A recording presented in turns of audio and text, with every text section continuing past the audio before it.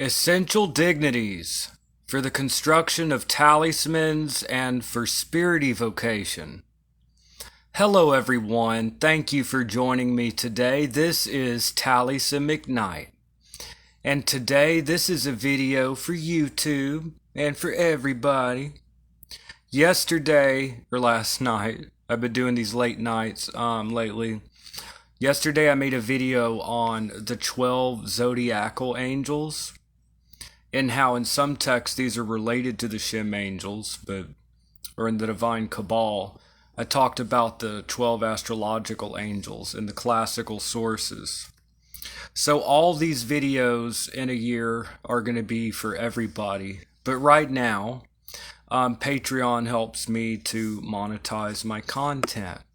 And I really appreciate my Patreon supporters. It really means a lot. And today we are talking about essential dignities. So this is very important. This is often seen as the central, most important factor when you're going to construct an astrological talisman. So there are many ways to do magic and many ways to work with astrological magic. There are many different schools of thought, but in traditional classical magic, dealing with astrological talismans like a talisman of the moon or a talisman of Mercury and stuff like that, the essential dignities are very important. So, essential dignities as opposed to accidental dignities. The essential dignities, which shows how strong a planet is or how weak, how strong or weak a planet is. The essential dignities have to do with where the planet is in the zodiac, what degree or what sign the planet is in. Those are essential dignities. They have to do with the planet's essence. So, essential dignities are very important, and they have to do specifically where the planet is in the zodiac. So the sun in Leo, the sun rules Leo, so it's considered very strong. Whereas the sun is exalted in Aries, it's very strong. Whereas the opposite side of the zodiac, the sun in Libra, it's considered in fall. It's debilitated.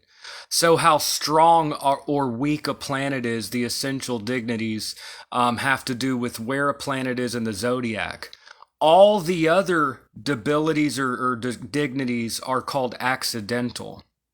So if it has to do with where a planet is in the zodiac, it's an essential dignity if it's a strength, or an essential debility if the planet is weakened. It's not a good time. It's an essential dignity if it has to do with where the planet is in the zodiac. Accidental dignities are everything else. So if a planet is retrograde, that has nothing to do with where it is in the zodiac. That's an accidental debility. Or if a sun is direct, or a planet is direct in course, that's an accidental dignity.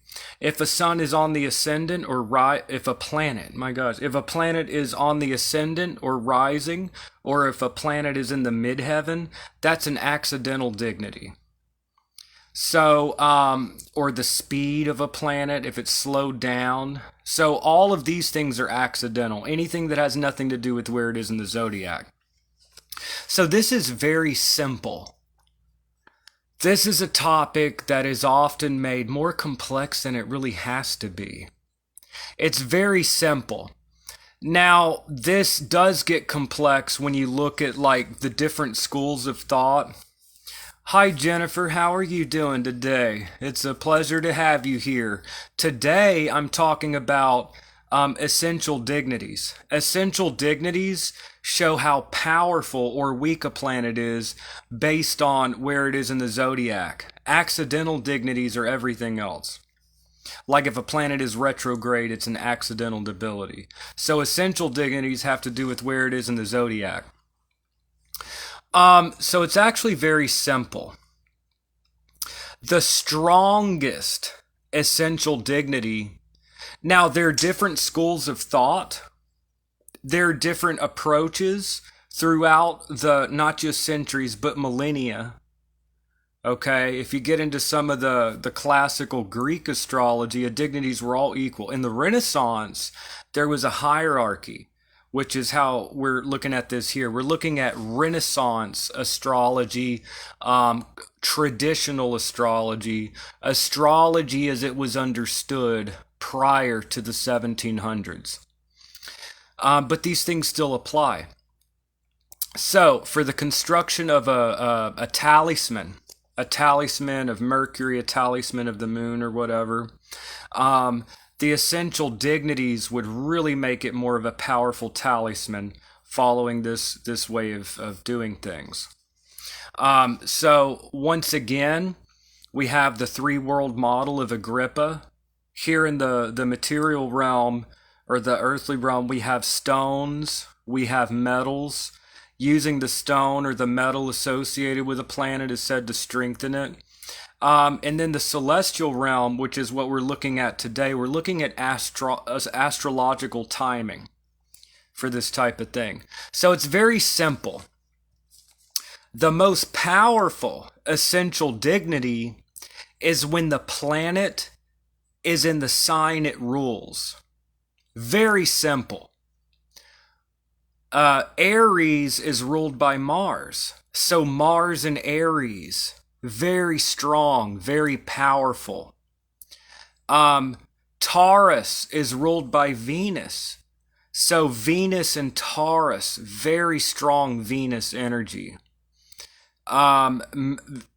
Gemini is ruled by Mercury, so Mercury and Gemini. Or Cancer is ruled by the moon. If you get the moon in Cancer, very powerful. It's in its rulership, its domicile or house.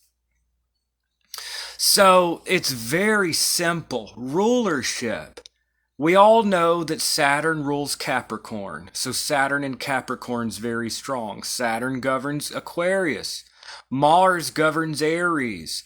Taurus is ruled by Venus. So getting a planet in its rulership gives it 5 points of essential dignity. It's very strong. Now, the opposite side of the zodiac from its rulership is an equal amount of weakness. It's called the detriment. So while Mars rules Aries, what's the opposite of Aries on the zodiac? The other side is Libra. So Mars in Libra is in detriment. It's weakened. Okay? Or like Cancer is ruled by the moon. The moon is very strong. But the opposite side of the zodiac, Capricorn, is the other side of the zodiac from Cancer. The moon in Capricorn is seen as very weak. Unless you're dealing with like lunar mansions or something, which is a totally other topic. So very simple. A planet in a sign it rules is very strong. That's its rulership. It gets 5 points. There's actually a point system in the Renaissance. 5 points of essential dignity. It's very powerful in a sign it rules. The opposite side of the zodiac from the planet, the zodiac sign it rules, the planet is very weakened. Like the Mars rules Aries, it's very strong. The opposite side is Libra. Mars is weakened, very weakened. Or the moon rules Cancer, very powerful. The opposite side of Cancer is Capricorn. The moon in Capricorn is very weak. So that's very simple. You try to get a planet in a sign that it rules. Next, there's exaltation. These, you hear a planet, so exaltation is almost as powerful as rulership, but it's like it gets 4 points. It's next in line of strength. So, for example, Venus rules Taurus, but the moon is exalted in Taurus. So the moon rules Cancer, is very strong, but the moon in Taurus is also very strong. That's its exaltation, like it's exalted, right? So Aries is ruled by Mars. Mars is very strong in Aries, but the sun is exalted in Mars. I mean, the sun is exalted in Aries. So the sun in Aries, okay, the sun in Leo. The sun rules Leo. The sun is exalted in Aries. If this sounds complicated, it's really not. You could look these up online, and if you want to learn more about it. If you want a really good classical source that's a lovely read, it's a great writing style and everything else from the 1600s. The title is pretty funny. The title, when people hear the title, they're like, what? But Christian Astrology by William Lilly, published in 1649, 1646. Very good source from the 17th century. Christian Astrology. The title even makes me chuckle because, astrology is supposed to be forbidden. But anyway, that's the title of the book. I don't know why he titled it that. But it's a very good, very good. So, Taurus is so the rulership and the exaltation. Vani says, thank you so much for explaining these complex things such an easy, understand way. Thank you so much. I really appreciate it, and I love the positive feedback because that encourages me, and, thank you. I really do genuinely appreciate that, The internet could be a little bit of a mean place sometimes, Get out of here, Taliesin, Thank you so much. I really appreciate it.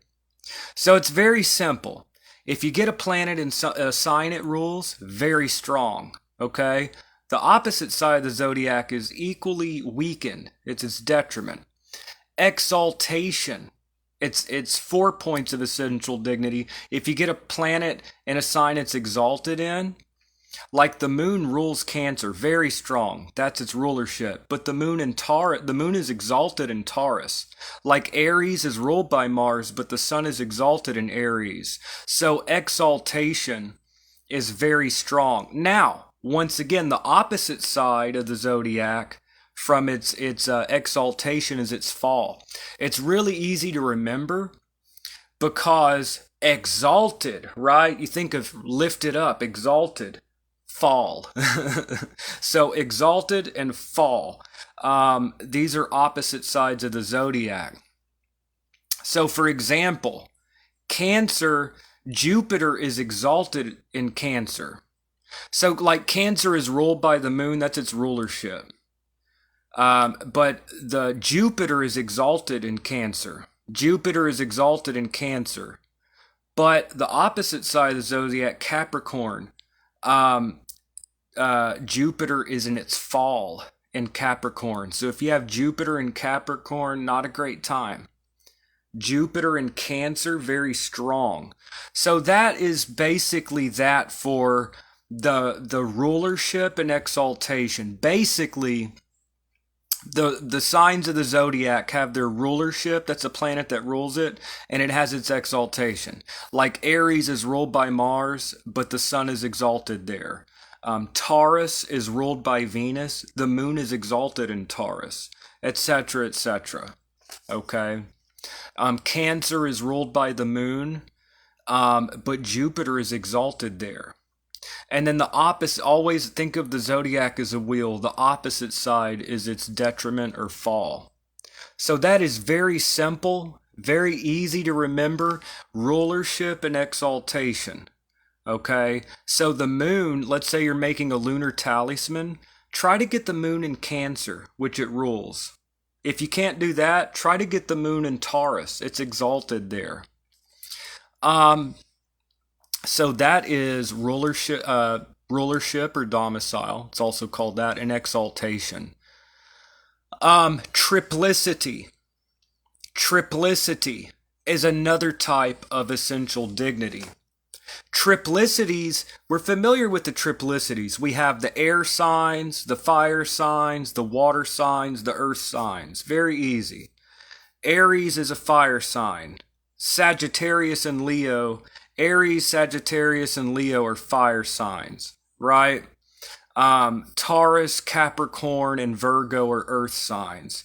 So Aquarius, Libra, and Gemini are air signs, etc.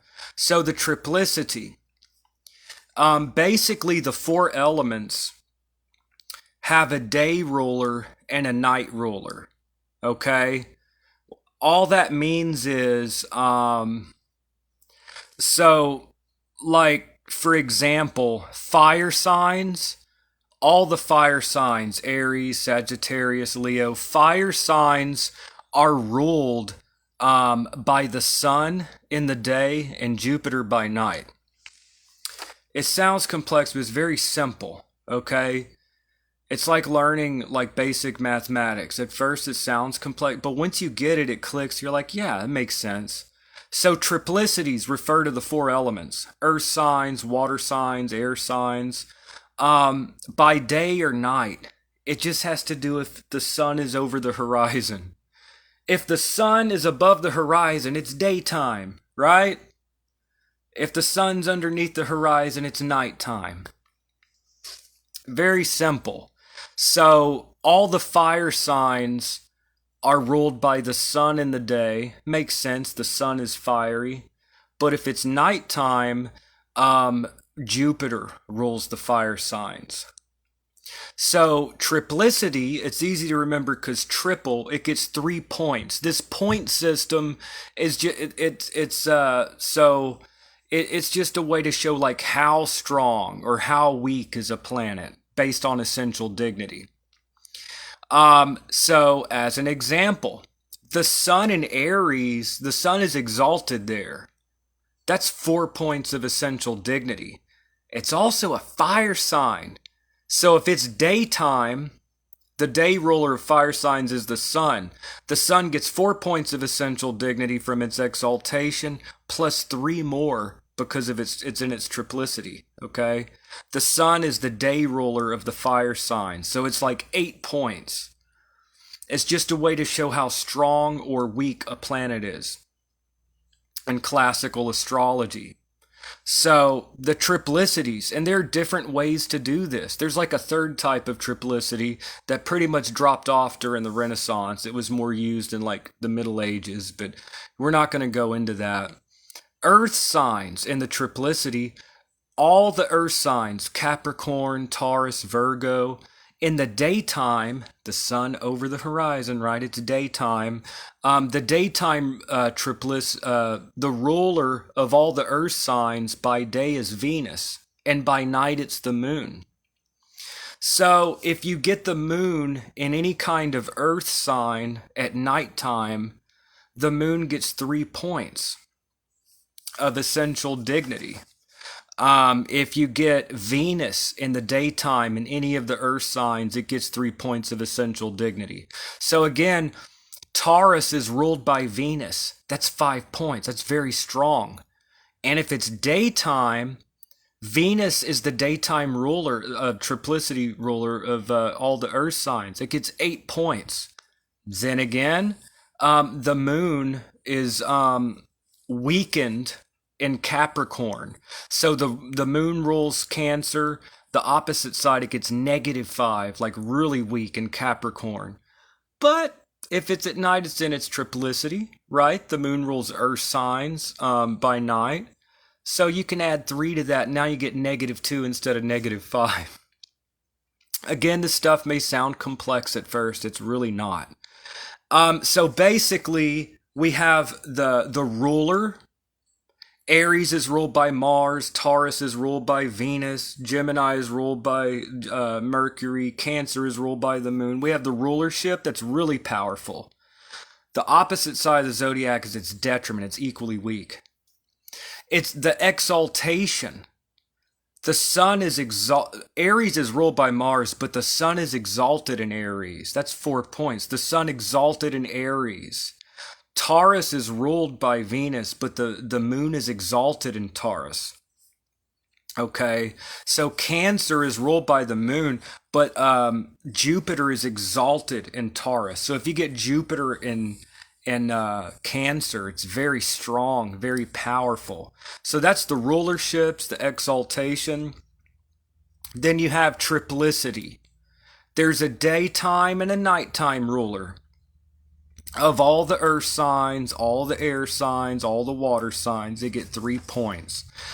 So all the fire signs in the daytime are ruled by the sun, and by night it's ruled by Jupiter. All the earth signs, Capricorn, Taurus, Virgo, by day they're ruled by Venus, and by night by the moon. All the air signs, Gemini, Aquarius, Libra, all the air signs, by day is ruled by, the triplicity is Saturn. By night it's Mercury. So, for example, Libra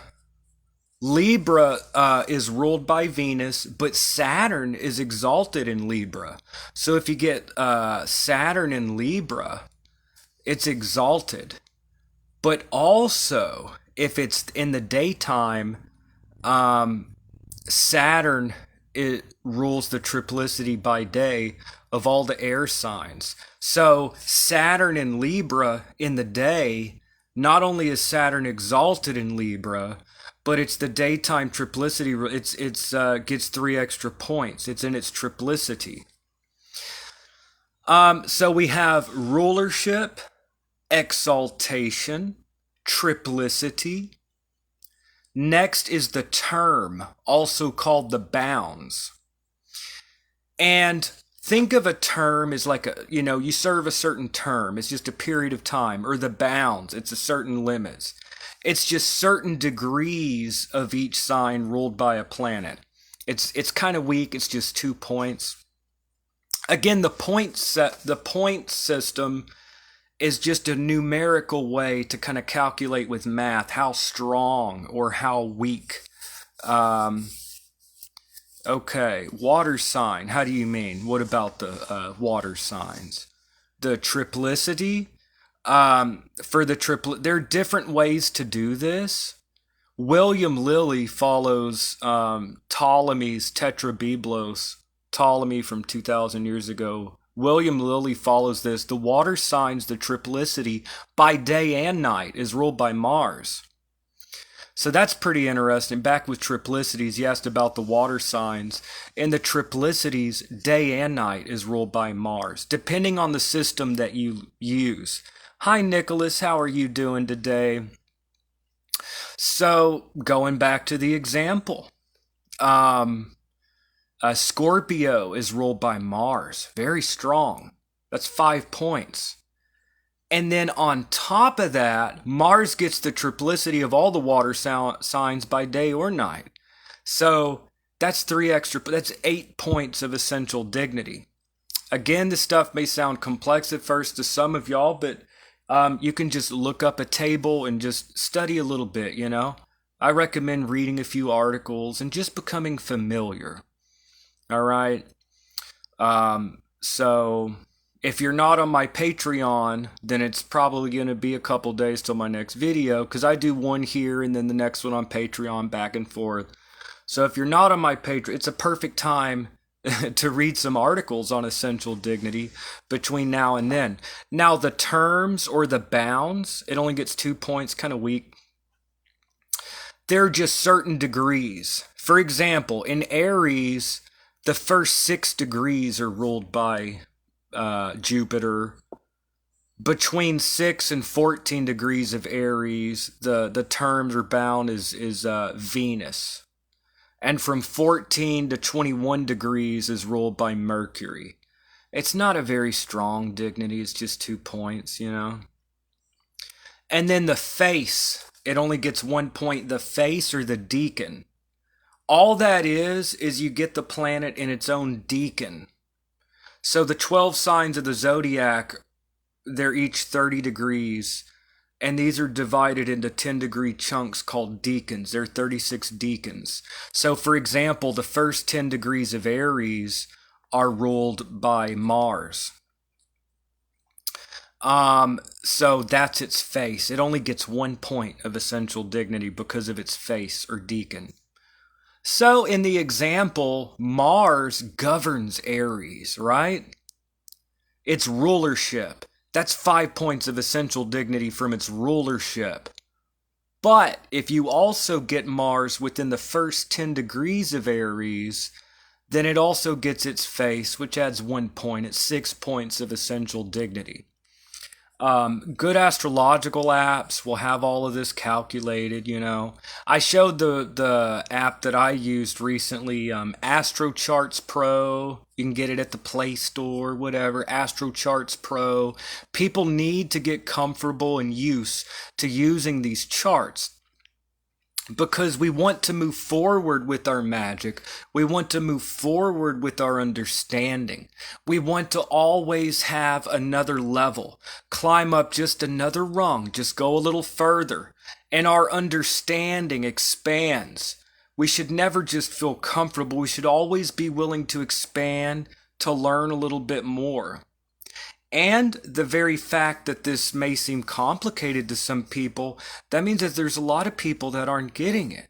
So it's a good opportunity to learn these things, so the next time it comes up as a conversation, you know, you can kind of explain it, kind of spread the knowledge, kind of spread that fire forward a little bit.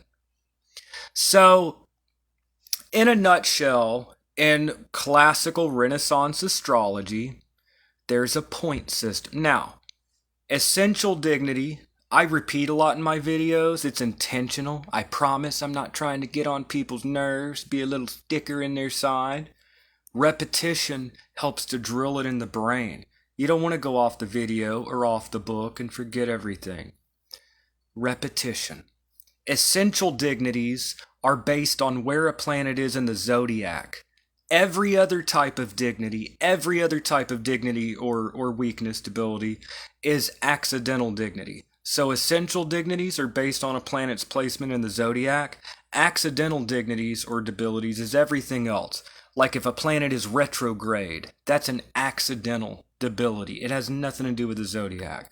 If a planet is on the ascendant or in the midheaven, that's an accidental dignity. Aspects, fortunate or negative aspects, it's all accidental. In other words, it has nothing to do with the zodiac. So essential dignities have to do with placement or degree in the zodiac. The rulership gets 5 points. And that is it when a planet is in a sign that it rules. Like Aries is ruled by Mars, very powerful. Okay? Cancer is ruled by the moon in Cancer, very powerful. The sun rules Leo, the sun in Leo, very powerful for solar talismans or working with astrological spirits. You may have very vivid encounters. So again, we could look at natural magic, then the astrological or celestial world. We're adding a little bit of power by starting to move in these things. We're not moving against the current, we're moving with. And I encourage people to experiment. There's some people that have never considered adding astrological timing. Of course, it doesn't apply to all forms of magic, specifically planetary magic. Specifically, you're working with, now this could be combined with other types of magic. It doesn't have to be a talisman. You might be doing a planetary candle spell. A planetary candle spell. You may get a green candle, green in some traditions associated with Venus, and you may carve into the candle the magic square of Venus. Put in the sigil of Venus, the seal of Venus taken from the 3 books of occult philosophy from the 16th century. At the planetary hour of Venus. And also maybe you'd like to get Venus and Taurus. That would be perfect. Very powerful. It's in its rulership. Okay. As an example. So you're starting to look at essential dignities. Now, there are many other things to consider. There are aspects. Always you look at the moon. Because if you read Picatrix, which is a 11th, 12th century manual on astrological magic, Picatrix and other texts, they talk about how the moon is like a filter. It's a satellite around Earth. All the other planets filter through the moon. So no matter what planet, now that the moon doesn't need to have essential dignity. No. You just want the moon to not be like badly placed, like in an opposite or square aspect with one of the infortunes. There's a lot to go into, but guess what? As we work through these videos, you're getting each new layer. Step by step, we're working through this. It's really not that hard.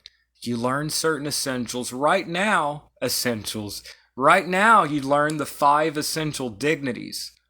Right now, you're way beyond where you were before.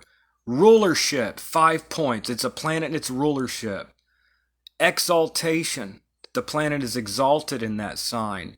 Triplicity, there is a day and nighttime ruler of all the fire signs. In the day, all fire signs are governed by the sun. And triplicity wise. At night, all fire signs, the triplicity ruler is Jupiter. So that adds 3 points. Then you have the terms or bounds, which is just certain degrees of each sign. There are different ways to do that. And then lastly, it only gets 1 point of essential dignity, is the deacon or face. It's very weak, but it adds something. 1 point. You get a planet in the deacon that it rules. What happens if there's no weakness or strengths? What if there's no essential dignity? That's called peregrine. Peregrine is the astrological term where there's no dignities and there's no weaknesses, but this itself is a weakness. It gets -5 points. So it's like an F. You failed, Peregrine is not good. William Lilly says that's probably the only thing that the deacon or face is good for. It adds a point. At least it's not peregrine. So that in a nutshell is the 5 essential dignities. I encourage people to read up on the essential dignities, read a few articles, read up on it a little bit. I highly recommend the book Christian Astrology. I know the title's funny. It was written in the 1600s, What do you want from me? It was written in 1646, 1649.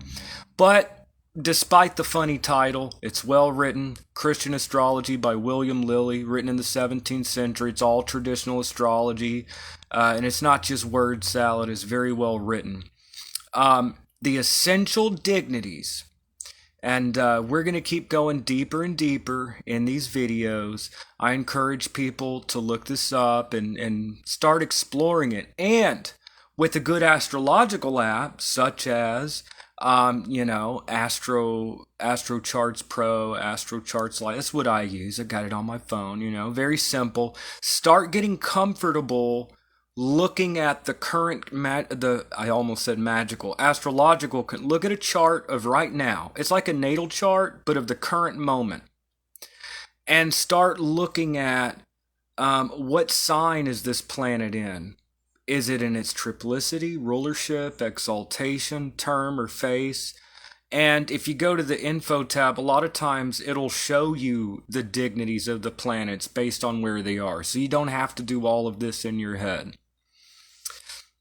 Vani says, I'm glad that you repeat stuff. It helps me remember better, and this subject will also need self-study. Thanks for providing the book and app sources. You're very welcome, Vani, and thank you for your encouraging and positive and encouraging feedback, and that helps me out, and I really appreciate it. It makes me feel like I'm, doing a good, and people are, enjoying the content. It really means a lot.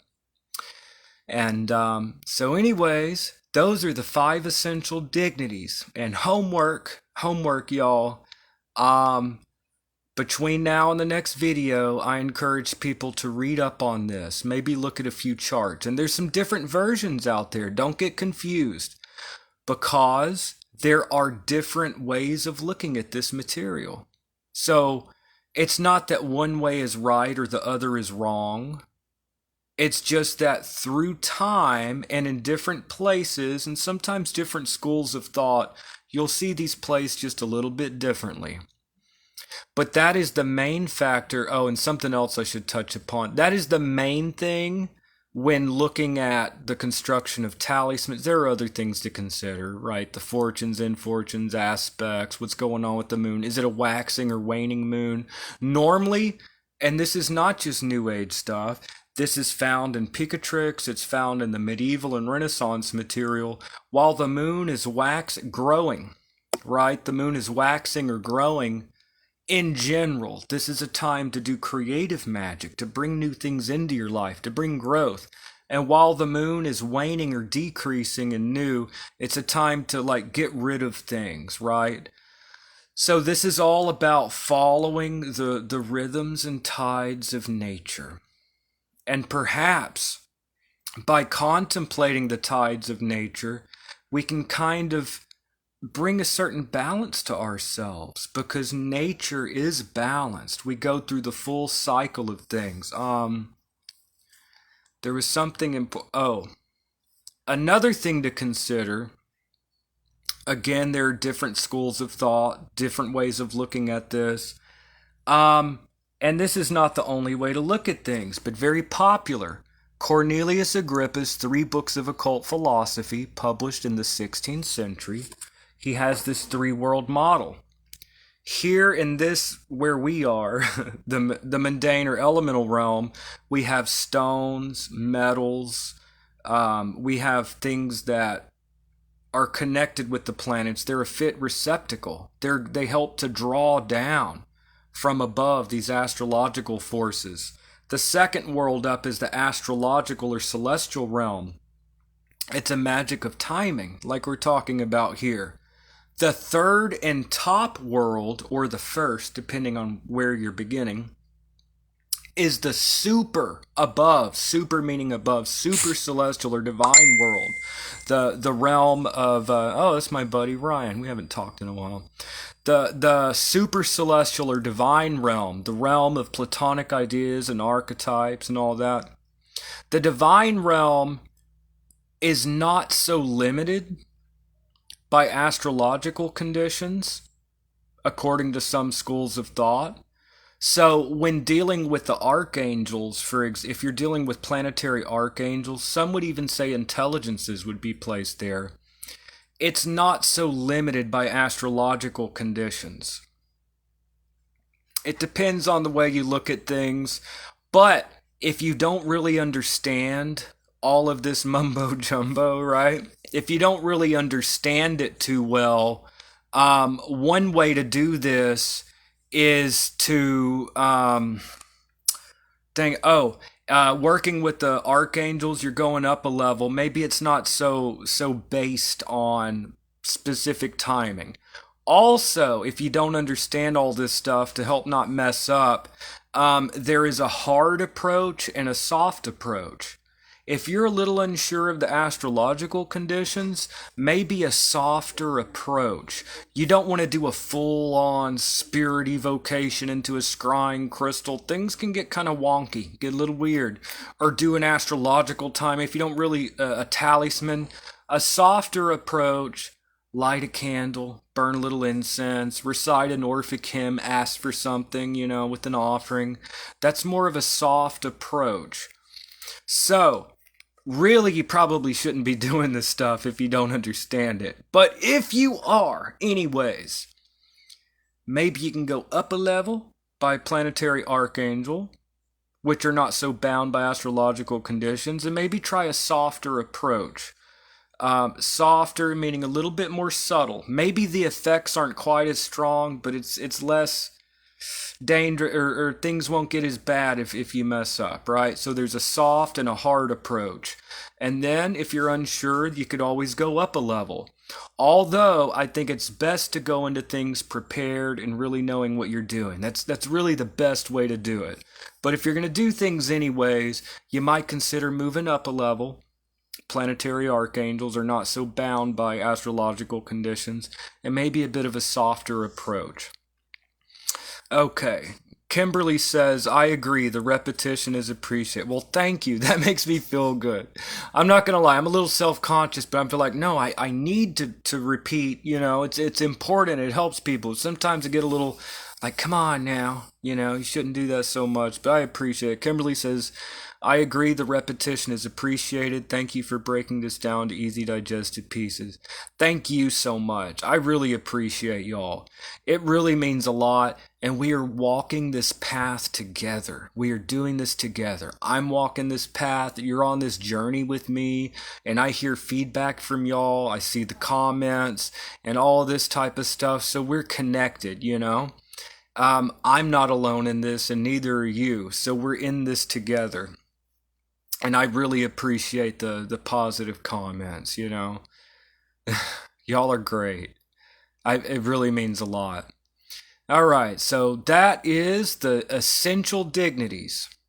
The essential dignities and astrological timing. Also, astrological elections, not just magic or making talismans or spirit evocation, also choosing a good time to have a wedding. You don't have to be bound, but some people find it useful choosing a good time to go job hunt, or finding a good. So if you look ahead to the good astrological conditions, you might plan events or things like that. Another thing to consider is the mansions of the moon, which is something that I plan to get into also. Doing magic with the lunar mansions, and there are spirit governors as well. It's mentioned by Agrippa, it's mentioned in Picatrix, so it's in the 16th century material, it's in the material from the 11th, 12th century in Picatrix. There's spirits of the 28 lunar mansions, which has nothing to do with increase or decrease. It has to do with where the moon is in the zodiac. So 28 lunar mansions, that's another topic. And there could be talismans made of lunar mansions and blessed by the spirits of those houses or mansions. But anyways, all right, y'all. So that's it for today. And thank you so much for joining me. Y'all are awesome. Thank you so very much. I really do appreciate y'all. And I will see y'all in the next video. Have a great day, y'all.